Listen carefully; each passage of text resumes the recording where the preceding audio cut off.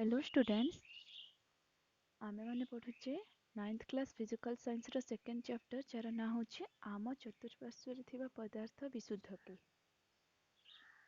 यार गोटे part already upload हो जाइए, तो यहाँ होची पार्ट 2। तो आमे फर्स्ट क्लास रे कौन पढ़िचे टिके रिविजन करि नबा।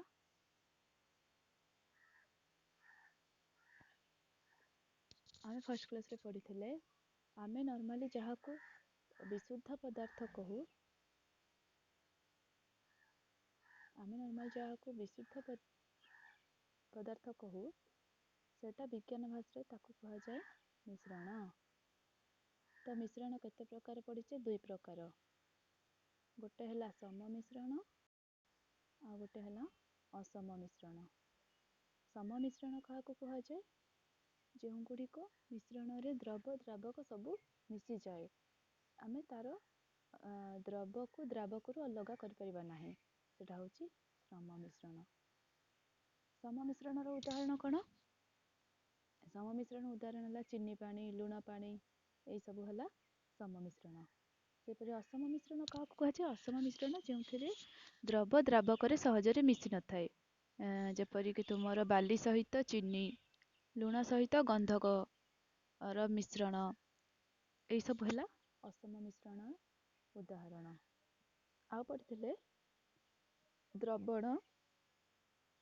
द्रवण कौन? द्रवण होची द्रवरे द्रावक मिसिले ताकू द्रवण कहा जाए, जो थे कि द्रवण रे द्रवर क्वांटिटी द्रावक क्वांटिटी ठू कम थाए। तेणु चीनी पानी जदि गोटे द्रवण, से चीनी हेला द्रव आउ पानी हेला द्रावक। कहीं द्रावकर क्वांटिटी द्रव ठारू अधिक थाए, तो चीनी पानी रे चीनी द्रव आउ पानी होची द्रावक। तापर पढ़िथिले द्रवणर धर्म। प्रथमे कौन पढ़िथिले? द्रवण होची समजातीय मिश्रण। तापर पढ़िथिले एथिरे थिबा द्रव गुड़िक खूब क्षुद्र, जो गुड़िक खाली आखिरे देखा जाई पारे नाही। तार व्यास केते? 10⁻⁹ मीटर। यही कणिका तृतीय पॉइंट पढ़िथिले, एही कणिका गुड़िक एते क्षुद्र थिबा हेतु यह आलोक रश्मि को विच्छुरित करि पारंती नाही। आलोक रश्मि को विच्छुरित करि पारंती नाही। चतुर्थ पॉइंट कौन करथिले? पढ़िथिले द्रवण रे द्रव को द्रावक ठारू आमे परिश्रवण प्रणाली रे अलगा करि परिबा नाही। हैला, ए चारटा पॉइंट पढ़िथिले द्रवणर धर्म। तापर पढ़िथिले द्रवणर गाढ़ता कौन? द्रवणर गाढ़तार फॉर्मूला कौन? द्रवणर गाढ़ता होची द्रवर परिमाण विभक्त द्रवणर परिमाण। तार जेतेबेले शतकड़ा अनुपात आमे काढ़िबा, कौन पढ़िबा? द्रवर वस्तुत्व बाई द्रवणर वस्तुत्व इंटू 100। एटा हला द्रवणर एटार फॉर्मूला कौन हला? तो गोटे प्रोब्लेम करिबा। एठी गोटे उदाहरण देछि, गोटे द्रवण रे 320 ग्राम जल और 40 ग्राम साधारण लुण रहिछि। तो द्रवण रे द्रव और द्रावक कोटा? जल होची द्रावक आ लुण होची द्रव। वस्तुत्व विभक्त वस्तुत्व शतकड़ा अनुपात द्रवणर गाढ़ता निर्णय कर। तो एथिरे द्रव और द्रावक कोटा जानिल। द्रव होची लुण जोटा अछि 40 ग्राम, द्रावक होची जल जोटा होची 320 ग्राम। आमे जानू द्रवणर वस्तुत्व कौन? इक्वल्स टू द्रवर वस्तुत्व प्लस द्रावकर वस्तुत्व। द्रवर वस्तुत्व केते अछि? 40, एटा अछि 320 द्रावक, तो मिसी केते हला 360। से पचारछि द्रवणर गाढ़ता वस्तुत्व शतकड़ा अनुपात निर्णय कर। द्रवण केते अछि?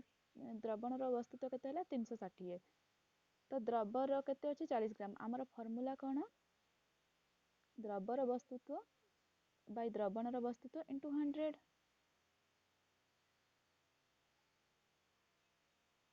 ताबले द्रवर वस्तुत्व केते थिला 40 विभक्त द्रवणर केते आसिला हमर 360 इंटू 100, तो टोटल आसिला 11.1 ପ୍ରତିଶତ।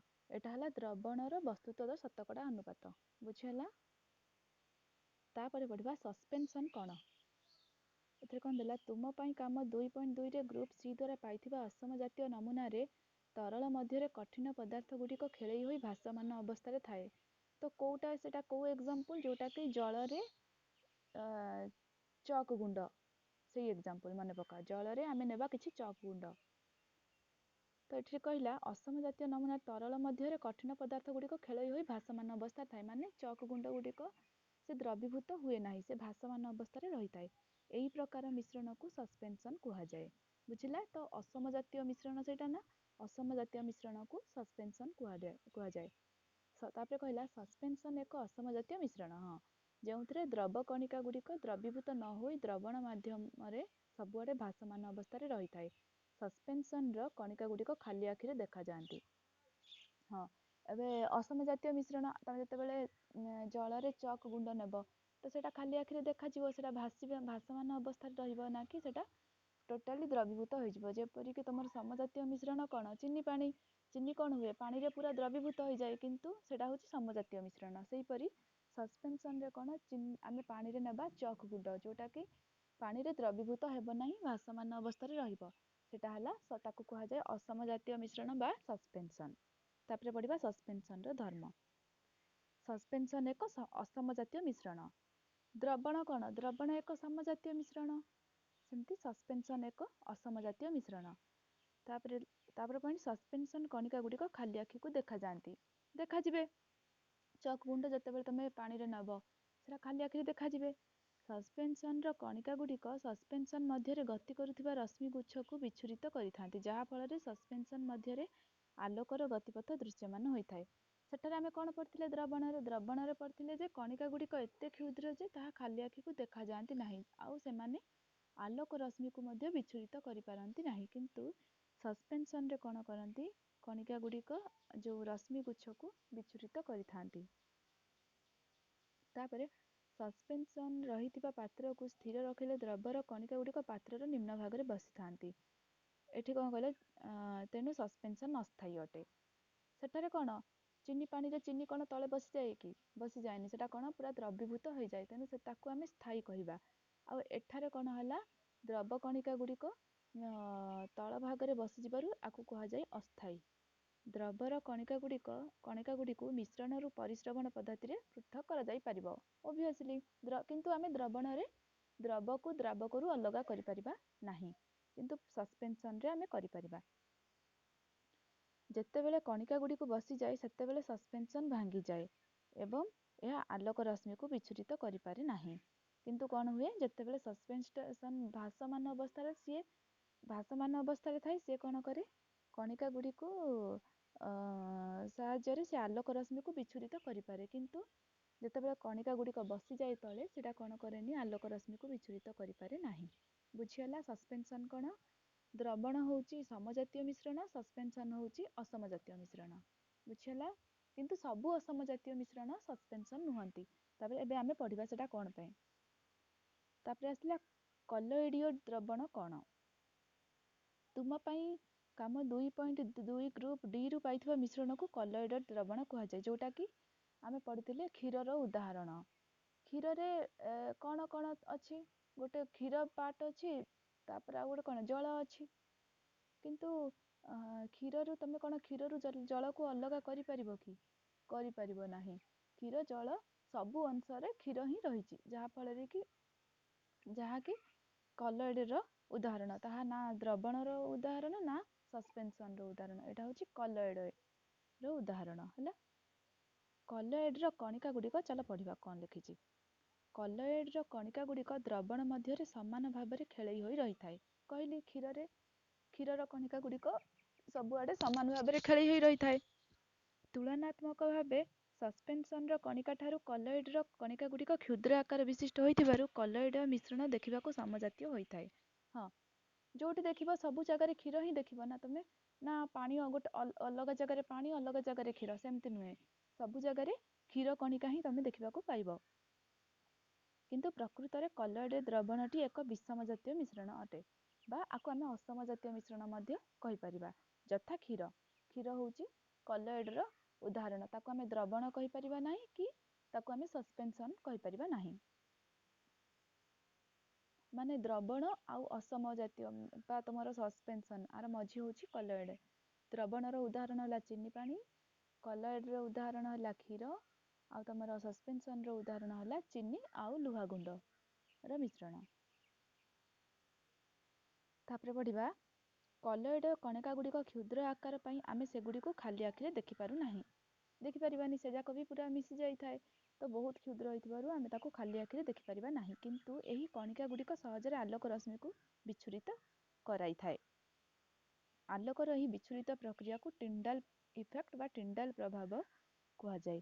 ଏହା ଏକ ବୈଜ୍ଞାନିକ ନାମ ଅନୁସାରେ ନାମକରଣ କରାଯାଇଛି। ଦ୍ରବଣରେ କ'ଣ କହିଥିଲେ? କଣିକା ଗୁଡ଼ିକ ଖୁବ୍ କ୍ଷୁଦ୍ର, ସେମାନେ ଆଲୋକ ରଶ୍ମିକୁ ନିଜ ଦ୍ୱାରା ବିଚ୍ଛୁରିତ କରିପାରନ୍ତି ନାହିଁ। କିନ୍ତୁ କଲଏଡ଼୍ରେ କ'ଣ, ସେମାନେ ଯେଉଁ କଣିକା ଗୁଡ଼ିକ ଆଲୋକ ରଶ୍ମିକୁ ବିଚ୍ଛୁରିତ କରିପାରନ୍ତି।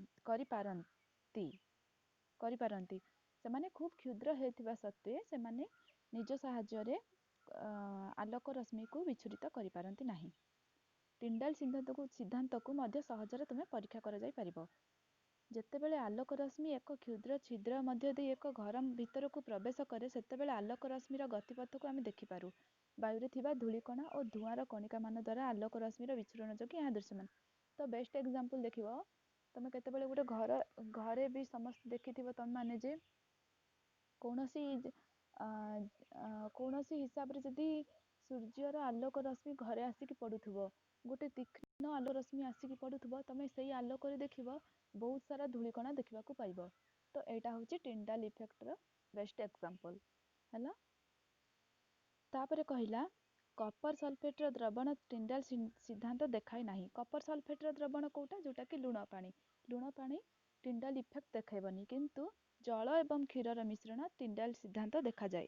ଜଳ କ୍ଷୀର, ତାହେଲେ ଆମେ ଜାଣିଲେ ଯେ ଯେଉଁଗୁଡ଼ିକ ଦ୍ରବଣ, ସମଜାତୀୟ ଦ୍ରବଣ, ସେମାନେ ଟିଣ୍ଡାଲ ଇଫେକ୍ଟ ଦେଖାଇବେ ନାହିଁ, କିନ୍ତୁ ଯେଉଁଯାକ କଲଏଡ଼୍ ସେମାନେ ଟିଣ୍ଡାଲ ଇଫେକ୍ଟ ଦେଖାଇବେ। ତାପରେ କହିଲା ଘନ ଜଙ୍ଗଲର ବିତାନ ମଧ୍ୟ ଦେଇ ସୂର୍ଯ୍ୟାଲୋକର ରଶ୍ମିଗୁଚ୍ଛ ଗତି କଲାବେଳେ ଟିଣ୍ଡାଲ ସିଦ୍ଧାନ୍ତ ଦେଖି ହୁଏ। କେତେବେଳେ ତମେ ଘନ ଜଙ୍ଗଲ ଛାଡ଼, ତମେ ଯେତେବେଳେ ଗଛରେ ବେଳେବେଳେ ଦେଖିବ ଗୋଟେ 100ରୁ କଣା ବାଟେ ତମେ ଗୋଟେ ସୂର୍ଯ୍ୟର ଆଲୋକ ରଶ୍ମି ଦେଖିପାରିବ। ଏହା ମଧ୍ୟରେ କୁହୁଡ଼ି ଜଳକଣା ରହିଥାଏ। ଏହା ବାୟୁ ମଧ୍ୟ ଦେଇ ବିକ୍ଷେପିତ ହୋଇଥାଏ ଓ କଲଏଡ଼୍ କଣିକା ସଦୃଶ କାର୍ଯ୍ୟ କରେ। ତ ଏଇଟା ମଧ୍ୟ କଲଏଡ଼୍ର ବେଷ୍ଟ ଏକ୍ଜାମ୍ପଲ୍। ତେଣୁ ଘନ ଜଙ୍ଗଲରେ ବଡ଼ ବଡ଼ ଗଛ ଫାଙ୍କ ଦେଇ ଆଲୋକ ଗତି କଲାବେଳେ ଆଲୋକର ଗତିପଥ ଦେଖି ହୁଏ। ତ ଏଇଟା ହେଉଛି ଗୋଟେ କଲଏଡ଼୍ର ବେଷ୍ଟ ଏକ୍ଜାମ୍ପଲ୍, ଯେଉଁଟାକି ତମେ ବେଳେବେଳେ ଗଛ ଫାଙ୍କ ଦେଇ ମଧ୍ୟ ଆଲୋକ ରଶ୍ମିକୁ ଦେଖିପାରିବ। ତାପରେ ପଢ଼ିବା କଲଏଡ଼୍ର ଧର୍ମ। କ'ଣ କ'ଣ ଧର୍ମ ଆମେ ପଢ଼ିଲେ? କଲଏଡ଼୍ ଗୋଟେ ପଢ଼ିଲେ ନା ଅସମ ଜାତୀୟ ମିଶ୍ରଣ, ନା ସେଇଟା ସମଜାତୀୟ ମିଶ୍ରଣ, ନା ସେଇଟା ସସ୍ପେନ୍ସନ୍। ଏଇଟା ହେଉଛି ଅସମ ଜାତୀୟ ମିଶ୍ରଣ ବା ବିଷମ ମିଶ୍ରଣ। କଲଏଡ଼୍ କଣିକା ଗୁଡ଼ିକ ଖୁବ୍ କ୍ଷୁଦ୍ର, ବହୁତ ଛୋଟ ଓ ଏଗୁଡ଼ିକୁ ଗୋଟି ଗୋଟି କରି ଖାଲି ଆଖିରେ ଦେଖିବା ଅନେକ କ୍ଷେତ୍ରରେ ସମ୍ଭବ ହୁଏ ନାହିଁ। ଜାଣିଲେ, କଲଏଡ଼୍ର କଣିକା ଗୁଡ଼ିକ କିନ୍ତୁ ଆଲୋକ ରଶ୍ମି ପାଇଁ ବହୁତ ବଡ଼, ଯାହାଫଳରେ ଆଲୋକ ରଶ୍ମି ଗୁଡ଼ିକ ଏହା ମଧ୍ୟ ଦେଇ ଗତି କଲାବେଳେ ବିଚ୍ଛୁରିତ ହୋଇଥାଏ ଏବଂ ଏହାର ଗତିପଥ କଲଏଡ଼୍ ଭିତରେ ଦେଖାଯାଏ ହେଲା। ଏହା ଅତି କ୍ଷୁଦ୍ର ହେବା ସତ୍ତ୍ୱେ ଏହା କ'ଣ କରେ? ଆଲୋକ ରଶ୍ମିକୁ ନିଜ ଦ୍ୱାରା ବିଚ୍ଛୁରିତ କରିପାରେ, ଯେଉଁଟାକି ଦ୍ରବଣ ଠାରୁ ଅଲଗା। ଦ୍ରବଣରେ କ'ଣ, କଣିକା ଗୁଡ଼ିକ ଖୁବ୍ କ୍ଷୁଦ୍ର, କିନ୍ତୁ ସେମାନେ ଆଲୋକ ରଶ୍ମିକୁ ବିଚ୍ଛୁରିତ କରିପାରନ୍ତି ନାହିଁ। କିନ୍ତୁ କଲଏଡ଼୍ର କ'ଣ, କଣିକା ଗୁଡ଼ିକ ଖୁବ୍ କ୍ଷୁଦ୍ର ଓ ସେମାନେ ହୋଇଥିବା ସତ୍ତ୍ୱେ ମଧ୍ୟ ସେମାନେ ଆଲୋକ ରଶ୍ମିକୁ ବିଚ୍ଛୁରିତ କରିବାରେ ସମର୍ଥ ହୁଅନ୍ତି। ତାପରେ ପଏଣ୍ଟ କହିଲା ଏହାକୁ ହଲଚଲ ନ କରି ରଖିଲେ ମଧ୍ୟ ଏହି କଣିକା ଗୁଡ଼ିକ ତଳେ ବସିଯାଏ ନାହିଁ। ତେଣୁ କଲଏଡ଼୍ ସମ୍ପୂର୍ଣ୍ଣ ସ୍ଥିର ଅଟେ। ଦ୍ରବଣ ଯେପରି ସ୍ଥାୟୀ, ଏଇଟା ମଧ୍ୟ ସେପରି ସ୍ଥିର ବା ସ୍ଥାୟୀ ଅଟେ, ଯାହାକି କାହିଁକି ଏହାର ପାର୍ଟିକଲ ଗୁଡ଼ିକ ତଳେ ବସନ୍ତି ନାହିଁ ବା ଯେଉଁ କଣିକା ଗୁଡ଼ିକ। କିନ୍ତୁ ସସ୍ପେନ୍ସନ୍ରେ କ'ଣ, କିଛି ସମୟ ତମେ ତାକୁ ସ୍ଥିର ରଖିଦେଲେ ସେ କ'ଣ, ତାର ଯେଉଁ କଣିକା ଗୁଡ଼ିକ ତଳେ ବସିଯାଆନ୍ତି। ପରିଶ୍ରବଣ ପଦ୍ଧତି ଦ୍ୱାରା ଏହାକୁ ପୃଥକ କରିଯାଇପାରିବ ନାହିଁ। କ୍ଷୀର ପାଣିକୁ ତମେ ପରିଶ୍ରବଣ ପଦ୍ଧତିରେ ପୃଥକ କରିପାରିବ ନାହିଁ ହେଲା। ମାତ୍ର ଏକ ସ୍ୱତନ୍ତ୍ର କେନ୍ଦ୍ରାପସାରଣ ବା ସେଣ୍ଟ୍ରିଫ୍ୟୁଗେସନ୍ ପଦ୍ଧତି ଦ୍ୱାରା। ତ ଏଇଟାକୁ କ୍ଷୀରରୁ ଜଳକୁ ଅଲଗା କରିବାକୁ ଆମେ କେଉଁ ପଦ୍ଧତି ୟୁଜ୍ କରିବା? ସେଣ୍ଟ୍ରିଫ୍ୟୁଗେସନ୍ ବା କେନ୍ଦ୍ରାପସାରଣ ପଦ୍ଧତିରେ ଆମେ ତାକୁ ଅଲଗା କରିପାରିବା। ବୁଝିହେଲା? କଲଏଡୀୟ ଦ୍ରବଣ ଉପାଦାନ ଗୁଡ଼ିକ ହେଲା ବିକ୍ଷେପିତ ପ୍ରାବସ୍ଥା ଓ ବିକ୍ଷେପଣ ମାଧ୍ୟମ। ତ କଲଏଡର ଯେଉଁ ଯାକ କଲଏଡ ଦ୍ରବଣ ତାର ଦୁଇଟି ଉପାଦାନ ମନେ ରଖ କ'ଣ? ଗୋଟେ ହେଲା ବିକ୍ଷେପିତ ପ୍ରାବସ୍ଥା ଆଉ ଗୋଟେ ହେଲା ବିକ୍ଷେପଣ ମାଧ୍ୟମ। କଲଏଡ ଦ୍ରବଣ କ୍ଷୀର ହେଉ, କୁହୁଡ଼ି ହେଉ, ଧୂଆଁ ହେଉ, ଏସବୁ ହେଉଛି କଲଏଡର ଗୋଟେ ଗୋଟେ ଉଦାହରଣ। କଲଏଡର ଦୁଇଟି ମୁଖ୍ୟ ଉପାଦାନ, ଗୋଟେ ହେଲା ବିକ୍ଷେପିତ ପ୍ରାବସ୍ଥା ଆଉ ଗୋଟେ ହେଲା ବିକ୍ଷେପଣ ମାଧ୍ୟମ, ଦୁଇଟି ମୁଖ୍ୟ ଉପାଦାନ ହେଲା। ତାପରେ କଲଏଡ ଆକାରରେ ଥିବା ଦ୍ରବ ସଦୃଶ ଉପାଦାନ ବା ବିକ୍ଷେପିତ କଣିକା ଗୁଡ଼ିକ ବିସ୍ତାରିତ ଭାବେ ଭାସି ବୁଲୁଥିବା ମାଧ୍ୟମକୁ ବିକ୍ଷେପଣ ମାଧ୍ୟମ କୁହାଯାଏ। କଲଏଡ ଦ୍ରବଣର ଦୁଇଟି ମୁଖ୍ୟ ଉପାଦାନ କ'ଣ ଜାଣିଲେ? ବିକ୍ଷେପିତ ପ୍ରାବସ୍ଥା ଆଉ ଗୋଟେ ହେଲା ବିକ୍ଷେପଣ ମାଧ୍ୟମ। ନିମ୍ନ ସାରଣୀ 2.1ରେ କେତୋଟି ସାଧାରଣ ଉଦାହରଣ ଦିଆଯାଇଛି, ନୀତିଦିନିଆ ଜୀବନରେ ଦେଖିବାକୁ ପାଉଥାଉ। ତ ଦେଖ, ଫାର୍ଷ୍ଟ ଦେଲା ଉଦାହରଣ, କଲମକୁ ଦେଖ, ଉଦାହରଣରେ ଦେଇଛି ଘନ କୁହୁଡ଼ି ବାଦଲ ବା ଘନୀଭୂତ ବାଷ୍ପ। ଏଇଟା ଗୋଟେ ହେଉଛି କଲଏଡର ଉଦାହରଣ, ଯେଉଁଥିରେ କି ଘନ କୁହୁଡ଼ିରେ ଆମେ ପଢ଼ିଲେ ଦୁଇଟି ଉପାଦାନ, ଗୋଟେ ହେଲା ବିକ୍ଷେପିତ ପ୍ରାବସ୍ଥା ଆଉ ଗୋଟେ ହେଲା ବିକ୍ଷେପଣ ମାଧ୍ୟମ। ତ ବିକ୍ଷେପିତ ପ୍ରାବସ୍ଥା ହେଉଛି ତରଳ ଆଉ ତମର ବିକ୍ଷେପିତ ମାଧ୍ୟମ ହେଉଛି ଗ୍ୟାସ୍। ଘନ କୁହୁଡ଼ିର ମାଧ୍ୟମ କ'ଣ? ଗ୍ୟାସ୍। ଆଉ ତାର ସେଥିରେ ଥିବା ଉପାଦାନଟା ହେଉଛି ସେଟା ହେଉଛି ତରଳ। ବିକ୍ଷେପଣ ମାଧ୍ୟମ ହେଲା ଯେଉଁ ମାଧ୍ୟମରେ ସେ ଜିନିଷଟା ଅଛି, କିନ୍ତୁ ବିକ୍ଷେପିତ ପ୍ରାବସ୍ଥା ହେଉଛି ସେଇ ପଦାର୍ଥଟି ହେଲା। ତ କୁହୁଡ଼ିର ମାଧ୍ୟମ କ'ଣ? ଗ୍ୟାସ୍, କିନ୍ତୁ ବିକ୍ଷେପିତ ପ୍ରାବସ୍ଥା କ'ଣ? ତରଳ ହେଲା। ତାପରେ ଧୂଆଁ ବା ମଟର ଗାଡ଼ିରୁ ନିର୍ଗତ ବାଷ୍ପ, ଯେଉଁଟାକି ଏରୋଜଲ କହିବା, ସେଥିରେ କ'ଣ? ବିକ୍ଷେପଣ ମାଧ୍ୟମ କ'ଣ? ଗ୍ୟାସ୍, ଆଉ ବିକ୍ଷେପିତ ପ୍ରାବସ୍ଥା ହେଉଛି କଠିନ। ମନେ ରହିଲା? ଧୂଆଁର ବା ମଟର ଗାଡ଼ିରୁ ନିର୍ଗତ ବାଷ୍ପ। ତାପରେ କ୍ଷିଅର ହେବା କ୍ରିମ୍, ଯେଉଁଟାକି କ୍ଷିଅର ହୁଅନ୍ତି, ଆମେ ଯେଉଁ ପୁଅମାନେ ଯେଉଁ କ୍ରିମ୍ଟା କ୍ଷିଅର ହୁଅନ୍ତି, ସେଟା ବି ମଧ୍ୟ ଗୋଟେ କଲଏଡର ଗୋଟେ ଏକ୍ସାମ୍ପଲ୍, ଯେଉଁଥିରେ କି ବିକ୍ଷେପଣ ମାଧ୍ୟମ ହେଲା ତରଳ, କିନ୍ତୁ ଆଉ ସେଥିରେ ଥିବା ଯେଉଁ ବିକ୍ଷେପିତ ପ୍ରାବସ୍ଥା ହେଉଛି ଗ୍ୟାସ୍। କ୍ଷୀର ମୁହଁ ଲଗାଇବା କ୍ରିମ୍ ମଧ୍ୟ ତରଳ, ଆଉ ଦୁଇଟା ଯାକ ତରଳ। ତ ଏଇ ଯାକ ହେଉଛି କଲଏଡର ଗୋଟେ ଗୋଟେ ଉଦାହରଣ। ତାପରେ ଆମେ ପଢ଼ିବା ମିଶ୍ରଣର ଉପାଦାନ ଗୁଡ଼ିକର ପୃଥକୀକରଣ।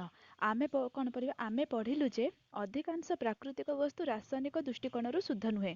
ଗୋଟିଏ ମିଶ୍ରଣରୁ ସେଥିରେ ଥିବା ଉପାଦାନ ଗୁଡ଼ିକୁ ପାଇବା ନିମନ୍ତେ ବିଭିନ୍ନ ପୃଥକୀକରଣ ପ୍ରଣାଳୀ ବ୍ୟବହାର କରାଯାଇଥାଏ।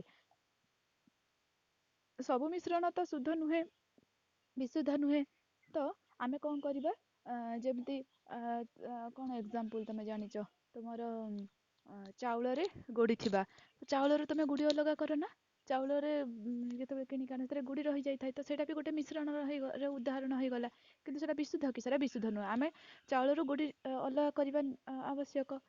ତ ଆମେ ଆମ ନିତିଦିନିଆ ଜୀବନରେ ବ୍ୟବହାର କରୁଥିବା କେତେକ ସରଳ ସହଜ ଭୌତିକ ପ୍ରଣାଳୀ ଯଥା ବାଛିବା, ପାଛୁଡ଼ିବା, ଚାଲୁଣିରେ ଚଲାଇବା ଓ ପରିଶ୍ରବଣ ଦ୍ୱାରା ଅସମ ଜାତୀୟ ମିଶ୍ରଣରୁ ତାହାର ଉପାଦାନ ଗୁଡ଼ିକୁ ପୃଥକ କରିଥାଉ ହେଲା। ବାଛିବା ମାନେ ଆମେ କ'ଣ ବାଛୁ? ଯେତେବେଳେ ଚାଉଳରୁ ଗୋଡ଼ି ବାଛୁଥାଉ, ପାଛୁଡ଼ିବା କୁଲା ସାହାଯ୍ୟରେ ଆମେ ବିଭିନ୍ନ ପାଛୁଡ଼ି କ'ଣ ପାଇଁ? ତାର ସେଥିରୁ ମାନେ ଯେଉଁ ଅଗାଡ଼ି ଭଳିଆ ଜିନିଷଟା ସେଟା ଚାଉଳରୁ ଅଲଗା କରିବା ପାଇଁ। ସେମିତି ଚାଲୁଣିରେ ଚଲାଉ, କ'ଣ ପାଇଁ ଚଲାଉ? ଯାହାଫଳରେ କି ଅଟା ଚଲାଯାଏ ନା, ସେମିତି। ଆଉ ପରିଶ୍ରବଣ ଦ୍ୱାରା ଅସମ ଜାତୀୟ ମିଶ୍ରଣରୁ ତାହାର ଉପାଦାନ ଗୁଡ଼ିକ ପୃଥକ କରିଥାଉ। ପରିଶ୍ରବଣ ମାନେ ସସ୍ପେନ୍ସନ୍ ଟାଇପ୍ସ ପଦାର୍ଥ ଗୁଡ଼ିକ ପରିଶ୍ରବଣ ପଦ୍ଧତିରେ ଆମେ ଅଲଗା କରିଥାଉ। ବେଳେବେଳେ ଏକ ମିଶ୍ରଣରୁ ଉପାଦାନ ଗୁଡ଼ିକ ପୃଥକ କରିବା ପାଇଁ ବିଶେଷ ଧରଣର କୌଶଳ ମଧ୍ୟ ପ୍ରୟୋଗ କରିବାକୁ ହେଇଥାଏ ହେଲା। ତାପରେ ପଢ଼ିବା ଗୋଟେ ଉଦାହରଣ, ନୀଳ ବା କଳା କାଳିରୁ ଆମେ କିପରି ରଙ୍ଗୀନ ଉପାଦାନ ଗୁଡ଼ିକ ପାଇବା। ଦେଖ, ତମେ ଯେଉଁ କଲର୍ ଦେଖୁଛ, କଲର୍ରୁ ଆମେ ଯେଉଁ ପେନ୍, ଛାଡ଼ ସେଟା, ପେନ୍ରେ ଯେଉଁ ଲେଖୁଛେ ସେଥିରେ କ'ଣ ଯେଉଁ ଥାଏ, ସେଥିରେ ଆମେ ଯେଉଁ ଶିରା ଥାଏ, ସ୍ୟାହି, ସେଟାରୁ ଆମେ କେମିତି ତାର ସେଥିରୁ ଉପାଦାନ ଗୁଡ଼ିକ, ମାନେ ସେଥିରେ କ'ଣ କ'ଣ ଥାଏ? ଦୁଇଟି ଉପାଦାନ ଥାଏ। ସେଇ ଯେଉଁ ନୀଳ ବା ରଙ୍ଗ କାଳିରେ କ'ଣ ଥାଏ? ଗୋଟେ ପାର୍ଟ ତରଳ ଥାଏ ଆଉ ଗୋଟେ ପାର୍ଟ କଠିନ ଥାଏ। ତ ସେଇ ଯେଉଁ କଠିନ ପାର୍ଟକୁ କ'ଣ କୁହାଯାଏ? ରଞ୍ଜକ କୁହାଯାଏ ହେଲା। ତୁମ ପାଇଁ କାମ ହେଲା। ଏଥିରେ ଦେଇଛି ଗୋଟିଏ ବିକରରେ ଅଧା ପର୍ଯ୍ୟନ୍ତ ପାଣି ନିଅ ହେଲା। ଗୋଟେ ବିକର ନେବ, ସେଥିରେ ଅଧା ପାଣି ନେବ, ଏକ ୱାଚ୍ ଗ୍ଲାସ୍ ବିକର ଉପରେ ରଖ। ବିକରରେ ପାଣି ନେବ ଅଧା ଯାଏଁ, ତାପରେ ତା ଉପରେ ଗୋଟେ ୱାଚ୍ ଗ୍ଲାସ୍ ରଖିବ। କିଛି ବୁନ୍ଦା କାଳି ଏହି ୱାଚ୍ ଗ୍ଲାସ୍ ଉପରେ ପକାଅ। ଏବେ ବିକରଟିକୁ ଗରମ କରିବାକୁ ଆରମ୍ଭ କର। ତୁମେ ଦେଖିବ ଯେ ୱାଚ୍ ଗ୍ଲାସ୍ରୁ ବାଷ୍ପୀଭବନ ହେଉଛି। ଗରମ କରିବା ଚାଲୁ ରଖିଲେ ବାଷ୍ପୀଭବନ ଘଟିବ ଏବଂ ଗରମ କରିବା ବନ୍ଦ କରିଦେଲେ ତୁମେ ୱାଚ୍ ଗ୍ଲାସ୍ରେ ଆଉ ଅଧିକ କିଛି ପରିବର୍ତ୍ତନ ଦେଖିପାରିବ ନାହିଁ। ଭଲ ଭାବରେ ୱାଚ୍ ଗ୍ଲାସକୁ ନିରୀକ୍ଷଣ କର ଏବଂ ତୁମର ପର୍ଯ୍ୟବେକ୍ଷଣକୁ ଟିପି ରଖ। ହେଲା, ବର୍ତ୍ତମାନ ଉତ୍ତର ଦିଅ। ଦେଖ କ'ଣ କଲେ ଆମେ।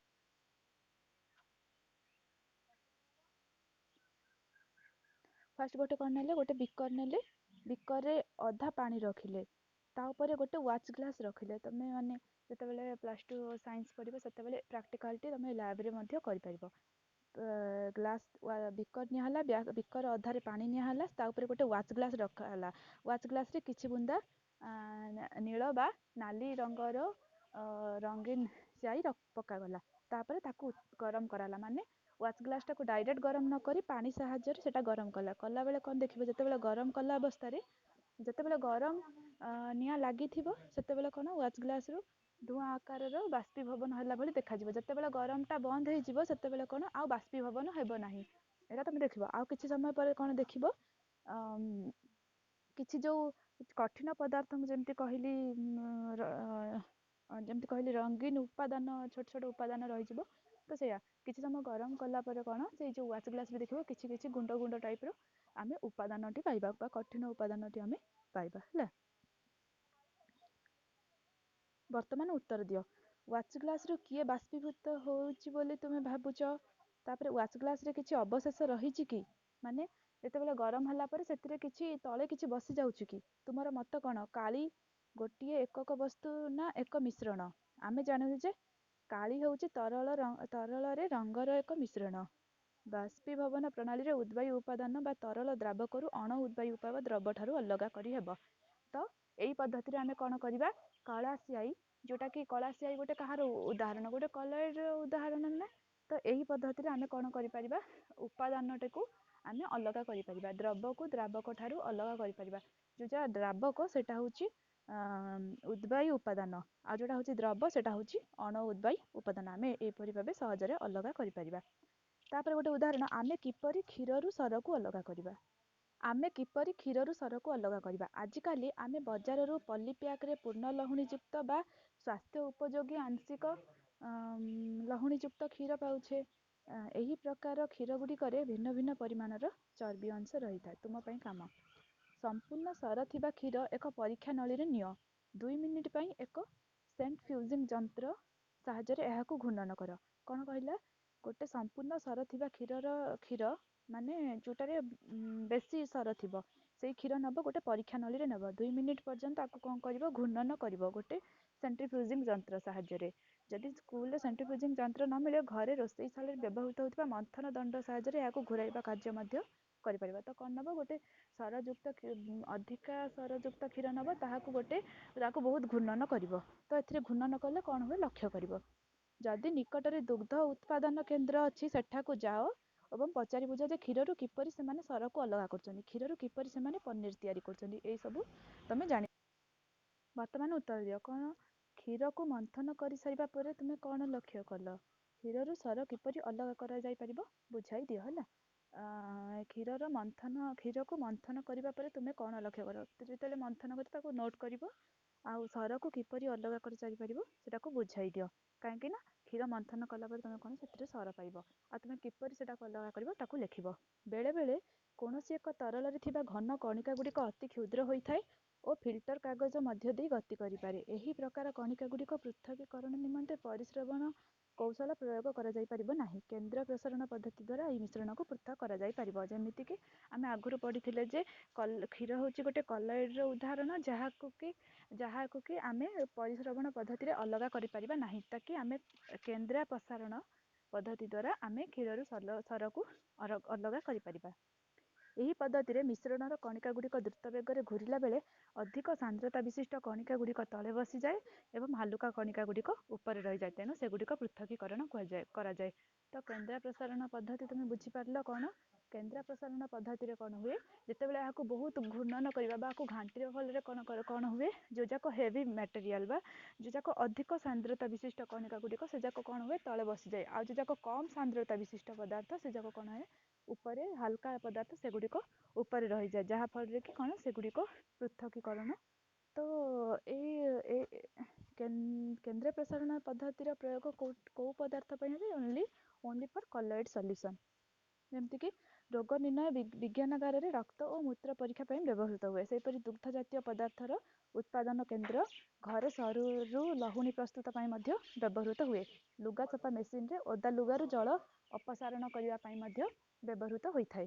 ହେଲା, ତାପରେ ପଢିବା ଆମେ କିପରି ଦୁଇଟି ମିଶୁନଥିବା ତରଳ ପଦାର୍ଥର ମିଶ୍ରଣକୁ ଅଲଗା କରିପାରିବା। ଆସ ଆମେ ଏକ ପୃଥକୀକରଣ ଫନେଲ ସାହାଯ୍ୟରେ କିରୋସିନ ତେଲକୁ ଜଳରୁ ଅଲଗା କରିବାକୁ ଚେଷ୍ଟା କରିବା। ତ ଏଇଟା ଗୋଟେ କାହାର ଉଦାହରଣ? କିରୋସିନ ଆଉ ଜଳର ମିଶ୍ରଣ କାହାର ଉଦାହରଣ? ଏଟା ଗୋଟେ ହଉଛି ସସ୍ପେନସନ, ଯୋଉଟା କି ଦ୍ରବ ସହିତ ଦ୍ରାବକ ମିଶି ପାରେ ନାହିଁ। ସେଟା ହଉଛି ଗୋଟେ ଅସମ ଜାତୀୟ ପଦାର୍ଥର ଉଦାହରଣ। କିରୋସିନ ତେଲ ଓ ଜଳର ମିଶ୍ରଣକୁ ଏକ ପୃଥକୀକରଣ ଫନେଲରେ ଢାଳ। ଏହାର କିଛି ସମୟ ପାଇଁ ହଲଚଲ ନକରି ଦେଖ। ଏହା ଯୋଗୁଁ କିରୋସିନ ଓ ଜଳର ପୃଥକ ପୃଥକ ସ୍ତର ସୃଷ୍ଟି ହେବ। ପୃଥକୀକରଣ ଫନେଲର ଷ୍ଟପକକ୍ ଖୋଲିଦିଅ ଓ ତଳ ସ୍ତରରେ ଥିବା ଜଳକୁ ଯତ୍ନ ସହକାରେ ତଳ ମୁହଁ ବାଟେ କାଢିନିଅ। ପୃଥକୀକରଣ ଫନେଲର ଉପର ସ୍ତରରେ ଥିବା ତେଲ ଯେତେବେଳେ ଷ୍ଟପକକ୍ ନିକଟକୁ ଖସି ଆସିବ, ସେତେବେଳେ ଷ୍ଟପକକ୍କୁ ମୋଡ଼ି ପୁନର୍ବାର ବନ୍ଦ କର। ତ ଏଠି କଣ କରିବ କହିଛି? ଗୋଟେ ପୃଥକୀକରଣ ଫନେଲ ନବ, ଫନେଲରେ ଜଳ ନବ, ଜଳ ପରେ ସେଥିରେ କିରୋସିନ ତେଲ ନବ, ତାପରେ ତାକୁ କିଛି ହଲଚଲ ନକରି କିଛି ସମୟ ରଖିବ। ରଖିଲେ କଣ ମାର୍କ କରିବ? ଜଳ ପାଟି ତଳେ ବସି ଯାଉଛି, ଆଉ ତା ଉପରେ କିରୋସିନ ତେଲ, ଜଳ ତଳେ ରହିଯାଉଛି, ଉପର ପାର୍ଟରେ କିରୋସିନ ତେଲ ରହୁଛି। ହେଲା, ତ ଆମେ ଆକୁ କିପରି ଅଲଗା କରିବା? ଗୋଟେ ଷ୍ଟପକକ୍ର ମୁହଁ ଖୋଲିଦେବା। ଖୋଲିଲା ଫଳରେ ଜଳଟି ତଳକୁ ଯିବ ହେରି। ଯେତେବେଳେ ଜଳର ପରିମାଣ ସରିଯିବ, ସେତେବେଳେ ବନ୍ଦ କରିଦେବା, ଯାହାଫଳରେ କିରୋସିନ ତେଲ ଉପରେ ରହିଯିବ। ତ ଏହି ପ୍ରଣାଳୀରେ ଆମେ ଅଲଗା କରିପାରିବା। ଆମେ କିପରି ସାଧାରଣ ଲୁଣ ଓ ଏମୋନିୟମ କ୍ଲୋରାଇଡ୍ ମିଶ୍ରଣକୁ ପୃଥକ କରିପାରିବା? ଆମେ ପ୍ରଥମ ଅଧ୍ୟାୟରୁ ଜାଣିଛୁ ଯେ ଏମୋନିୟମ କ୍ଲୋରାଇଡ୍କୁ ଗରମ କଲେ ତାହା କଠିନ ଅବସ୍ଥାରୁ ସିଧାସଳଖ ଗ୍ୟାସୀୟ ଅବସ୍ଥାକୁ ପରିଣତ ହୋଇଥାଏ। ଆମେ ଆଗରୁ ପଢିଥିଲେ ଫାର୍ଷ୍ଟ କ୍ଲାସରେ। ତେଣୁ ଏହି ପ୍ରକାର ଊର୍ଦ୍ଧ୍ୱପାତୀ ଉପାଦାନ ରହିଥିବା ମିଶ୍ରଣରୁ ପୃଥକୀକରଣ ପାଇଁ ଆମେ ଊର୍ଦ୍ଧ୍ୱପାତନ ପ୍ରଣାଳୀରେ ଅନୁସରଣ କରୁ। ତ ଏଟା ଏମୋନିୟମ କ୍ଲୋରାଇଡ୍ର ମିଶ୍ରଣକୁ ପୃଥକୀକରଣ ଓ ସାଧାରଣ ଲୁଣର ମିଶ୍ରଣକୁ ପୃଥକୀକରଣ କରିବା ପାଇଁ କୋଉ ପ୍ରଣାଳୀ ଆମେ ଫଲୋ କରିବା? ସେଟା ହଉଛି ଊର୍ଦ୍ଧ୍ୱପାତୀ ଉପାଦାନ ରହିଥିବା ମିଶ୍ରଣକୁ ଊର୍ଦ୍ଧ୍ୱପାତନ ପ୍ରଣାଳୀ। ହେଲା, ଯାହାକି ଊର୍ଦ୍ଧ୍ୱପାତୀ ଉଦ୍ବାୟୀ ଉପାଦାନକୁ ଅଣ ଅର୍ଦ୍ଧପାତୀ ଅପଦ୍ରବ ବା ଲୁଣ ଠାରୁ ଅଲଗା କରେ। ମାନେ ଏଠି ଦୁଇ ପ୍ରକାର, ଗୋଟେ ହେଲା ଉଦ୍ବାୟୀ ଆଉ ଗୋଟେ ହେଲା ଅଣ ଉଦ୍ବାୟୀ। ତ ଦୁଇଟା ଯାକ ଅଲଗା କରିପାରିବ। ତାର ପ୍ରଣାଳୀ ହଉଛି ଊର୍ଦ୍ଧ୍ୱପାତନ ପ୍ରଣାଳୀ। କେତେକ କଠିନ ଊର୍ଦ୍ଧ୍ୱପାତୀର ଉଦାହରଣ ହେଲା ଏମୋନିୟମ କ୍ଲୋରାଇଡ୍, କର୍ପୂର, ନାଫଥିଲିନ, ଆନ୍ଥ୍ରାସିନ। ଏଇଟା ମନେ ରଖ। ହେଲା, ତ ଏଇଟା ହଉଛି ଊର୍ଦ୍ଧ୍ୱପାତନ ପ୍ରଣାଳୀର ଗୋଟେ ଚିତ୍ର, ଯୋଉଟାରେ କି କଣ ନିଆହେଇଛି? ଗୋଟେ ଫନେଲ ନିଆହେଇଛି। ଫନେଲରେ ଗୋଟେ ନାଡ଼ ଅଛି, ତାର ଗୋଟେ ତୁଳା ଥିପି ଦିଆହେଇଛି। ଏଥିରେ କଠିନ ଏମୋନିୟମ କ୍ଲୋରାଇଡ୍ ନିଆହେଇଛି। ଗୋଟେ ଚିନା ପାତ୍ର ତଳେ ଅଛି।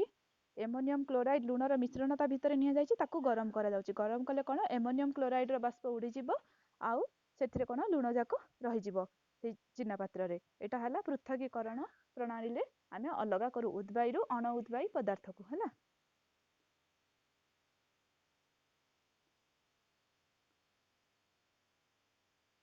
ତ ଆଜି ପାଇଁ ଏତିକି ହେଇଥାଉ। ଆମେ ନେକ୍ସଟ କ୍ଲାସରୁ ପଢିବା କଳା କାଳିର ରଞ୍ଜକ ଏକ ରଙ୍ଗ ବିଶିଷ୍ଟ କି। ଏଇଠୁ ଆମେ ପଢିବା। ତ ଥ୍ୟାଙ୍କ ୟୁ।